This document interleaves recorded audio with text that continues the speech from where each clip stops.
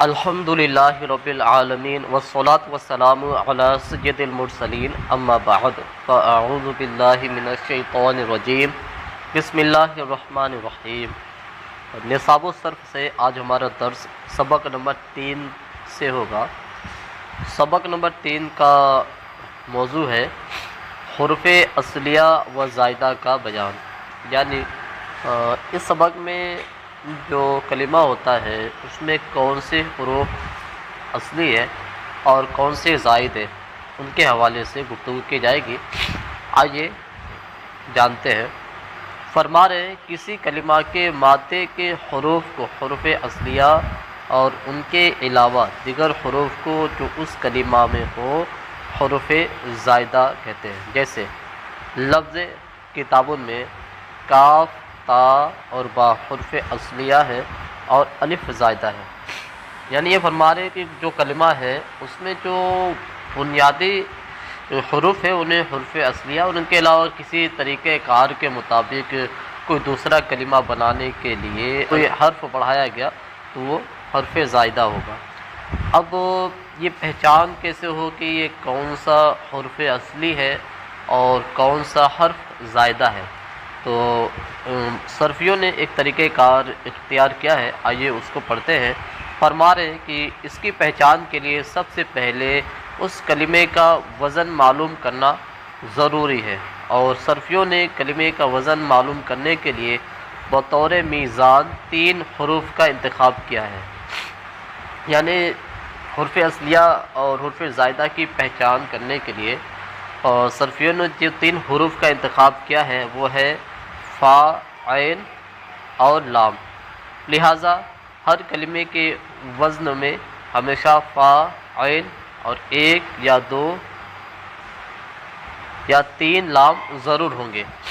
وزن معلوم کرنے کے بعد جو حروف فا، عین اور 1 یا 2 یا 3 لام کی جگہ پر واقع ہوں گے وہ حروف اصلیہ، اور جو ان کے علاوہ ہوں گے وہ حروف زائدہ کہلائیں گے۔ جیسے ضرب بر وزن فعل اور اکرم بر وزن افعل۔ اس مثال میں حمزہ زائدہ ہے، یعنی کہ اکرم میں کاف، را اور میم یہ فا، عین اور لام کے مقابلے میں آ رہے ہیں، لیکن اب حمزہ تو زائدہ دکھ رہا ہے اور فا، عین اور لام کے بعد جو حرف ہوتے ہیں وہ زائدہ ہوتے ہیں۔ تو آگے ایک فائدہ دیکھتے ہیں کیا ہے۔ فرما رہے ہیں کہ موزون میں جو حرف وزن کے فا کے مقابلے میں آئے اسے فا کلمہ، جو عین کے مقابلے میں آئے اسے عین کلمہ، اور جو لام کے مقابلے میں آئے اسے لام کلمہ کہا جاتا ہے۔ اب ایک یہ بھی ہے کہ حروف بڑھ رہے، حرف زائدہ ہے، تو آخر ان کی حد کیا ہے؟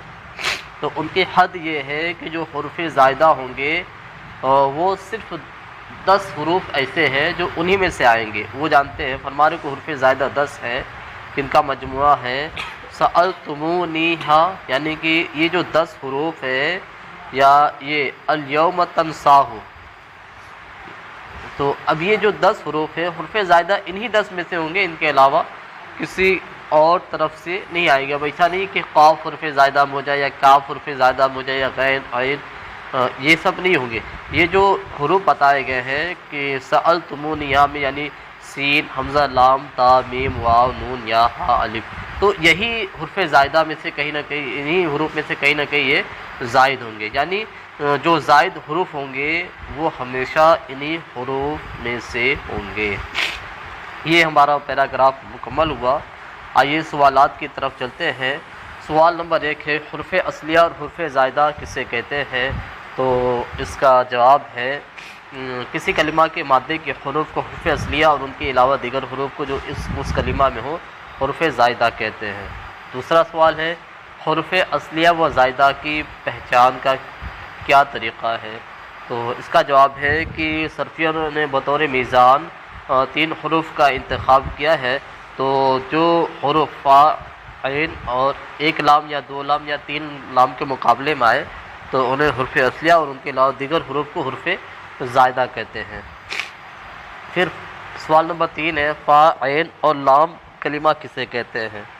تو اس کا جواب ہے موزون میں جو حرف فا عین یا لام کے مقابلے میں آئے، تو جو حرف فا کے مقابلے میں آتا ہے اسے فا کلمہ، جو عین کے مقابلے میں آتا ہے اسے عین کلمہ، اور جو لام کے مقابلے میں آتا ہے اسے لام کلمہ کہتے ہیں۔